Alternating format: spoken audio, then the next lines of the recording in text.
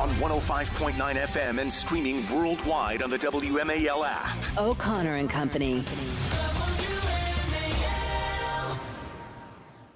7:06 on a Friday in your nation's capital, rounding out a intense and historic and unprecedented week in American politics, and we're here for it. We'll love it, and we're glad you're here with us. Coming up in 30 minutes, Greg Pemberton, he's the police union chairman in D.C., about those protests, about the attack on a fellow police officer, and about how no charges will be filed. At 8:05, Matt Bonesteel from the Washington Post sports reporter, give us a preview of the Olympics. It's the Olympics starting today. Ooh. Good Lord. Yeah. And at 8:35, Brett Baer, Fox News Channel, on an extraordinary week in politics, as I said. It's Larry O'Connor alongside Patrice Onwuka. And it is a Friday, and boy, every week feels historic. Something earth-shattering happens. That's right. Well, I said we have normal. Last time you and I spoke here, Joe Biden was still the top of the ticket for the Democrats. Yes. Now, not only has he stepped down, but what was originally going to be an open process to determine the new nominee was over within 24 hours. There was nothing open or grassroots or democratic about it. Now it appears Vice President Harris has positioned herself as the de facto new nominee. She's acting like she's president, meeting with foreign leaders, giving separate press conferences from the president himself. What's at play here, and how does it affect not just the presidential election, but the down ticket races? Well, joining us right now is the Republican candidate for a down ticket race. He's Derrick Anderson, running for Congress in the 7th Congressional District. Derrick, thanks for joining us. Hey, good morning, y'all. Thanks for having me. Well, does this change things for you at all in terms of how you approach your race against Mr. Vindman there in the 7th? Or at the very least, does it change what you're seeing in terms of energy from the electorate?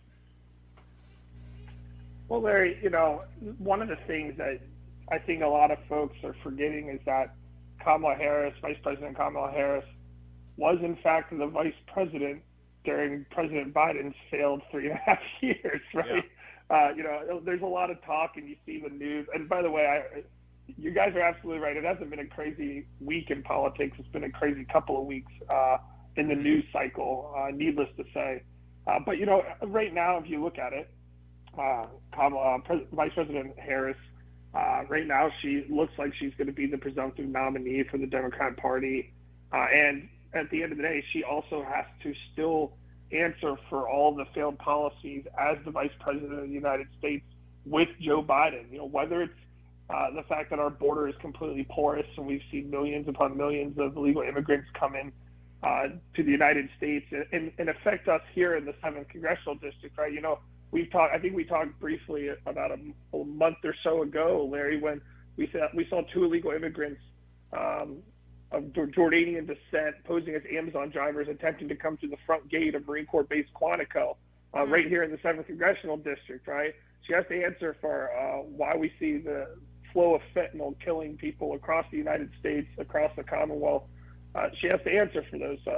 We see the economy right now where it's costing the average Virginia family here in the Commonwealth about $1,100 more a month just to live, not to go on a fancy restaurant, not go on a vacation, but just to live. So, she can try to walk away from all of these issues as much as we want, but we're still gonna, the citizens of Virginia and the 7th District are still gonna be asking those questions of why did you fail at all of these things over the last 3.5 years? So I think that's what's important. And same with my opponent right now.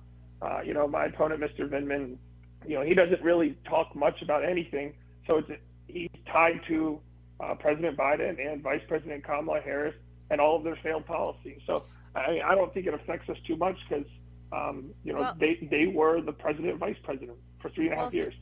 Speaking of your opponent, he had an opportunity to speak up, and we earlier this morning we talked about the ridiculous, heinous display we saw on Capitol Hill this week, the pro-Hamas protesters tearing down the American flag, burning it, but then some real patriots replacing that flag. You were out there, Derrick, is that correct? Yeah, so I actually drove up there and I walked up to Union Station. I wanted to see it myself. It's one thing to see it on Twitter. It's one thing to see it on social media. it's another thing when you're walking down the street of our nation's capital and you see trash, you see, there were tons. I was actually with my mom. My mom came with me. She wanted to see it herself as well. And, we saw the graffiti all over the statues.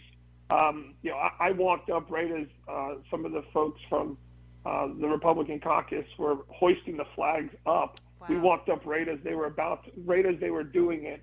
And, for me, it was tough. It was one of those things. Someone asked me yesterday, they were like, "Are you mad, Derrick?" I was like, it was a mixed bag of emotions. I served in the Army for a little over 10 years. I was a Green Beret. I draped that flag when I did funerals in Arlington National Cemetery, over 150 of them. I draped that flag over 150 caskets of our service members, before their families saw them laid to rest. I had 5 of my guys killed in Afghanistan, and I saw the flag. That was the last time I saw my guys before I saw them back in the United States. Was on the back of a C-130 with that flag draped on top of it. So for me, watching the images that we saw on social media and on TV of individuals pulling the flag down, throwing it on the ground, lighting it on fire, it was just disrespectful. And as you mentioned, my opponent was silent for almost 24 hours. He puts a lackluster response out. I mean, people in the 7th District want leaders that are able to respond, and this should have been an easy one, right? Like, this should have been, I disagree with the fact that people took the American flag down and lit it on fire.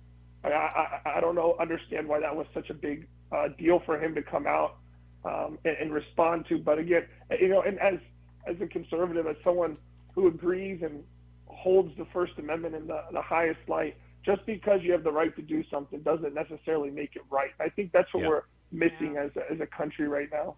So we're speaking with Derrick Anderson. He's running for Virginia 7.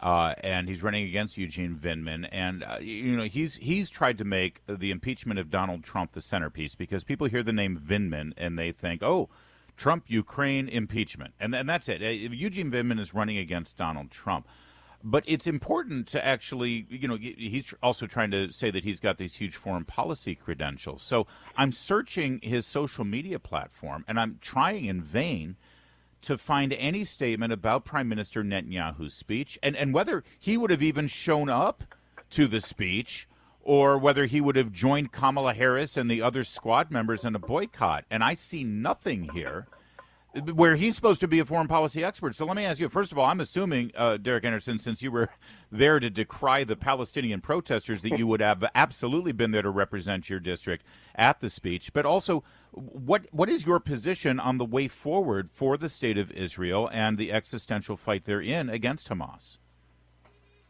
Yeah, and Larry, if you take a look back at Mr. Vindman over the last few weeks, if you look through his social media, look at anything that he's been asked about, he didn't come out after President Biden had his disastrous speech, right? Yeah. There was a lot of riff amongst the Democrats as to whether or not they were supporting President Biden moving forward. We didn't see him respond after Prime Minister Netanyahu announced that he was coming to the United States and speak in front of our Congress, but then speak in front of our Congress. So, that's pretty lackluster in my opinion. I mean, at the end of the day, people in the 7th, they just want basic answers, like, where do you stand on these things? I've been very, very open about my support to Israel. I think it's very interesting that a lot of these pro-Hamas protesters, a lot of these people forget what happened just several months ago on October 7th, where we had hundreds of Israelis and Americans that, were killed, that were taken capture and taken into Gaza, that are still being held against their will in Gaza. I just don't understand how these individuals don't remember that.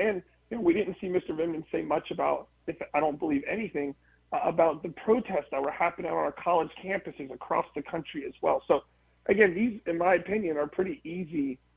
One, it's an easy ask to ask where you stand on these things. And two, for me, I support Israel. It's a pretty simple one for me. I would have been there to not only represent my district, to see Prime Minister Netanyahu speak, but in support of Prime Minister Netanyahu and Israel. Well, we'll leave it there, but I just want to say absolutely nothing here about Israel or Netanyahu. In fact, he was tweeting about President Zelensky and Ukraine. on the day of Netanyahu's speech. He has retweeted the National Park Service statement about the incidents with the pro-Hamas protesters, and I kid you not, it was just 13. So last night, he put out a statement saying that violence and destruction is wrong, and he immediately pivoted to January 6th. He immediately changed the subject from the pro-Hamas protests and the anti-Semitic protests and made it about January 6th. So that's Eugene Vindman, 7th District of Virginia. And this is Derrick Anderson, 7th District of Virginia. Mr. Anderson, thanks for joining us as always. Thank you, Derrick. Thanks, my friends. Take care, y'all. Thanks again.